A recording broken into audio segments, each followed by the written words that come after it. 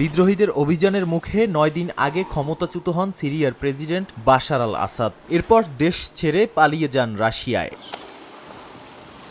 এই কদিন নীরব থাকার পর এবার মুখ খুললেন বাশার আল আসাদ। সোমবার সিরিয়বাসীর উদ্দেশ্যে দেয়া বিবৃতিতে বলেন, পালানোর কোনো পরিকল্পনা ছিল না তার, তবে এই বিবৃতি নিয়ে আছে ধোঁয়াশাও। কারণ বিবৃতিটি প্রকাশ করা হয়েছে সিরিয়ান প্রেসিডেন্সি টেলিগ্রাম অ্যাকাউন্টে। যদিও সিরিয়ার প্রেসিডেন্টের টেলিগ্রাম অ্যাকাউন্ট কার নিয়ন্ত্রণে রয়েছে তা স্পষ্ট নয়।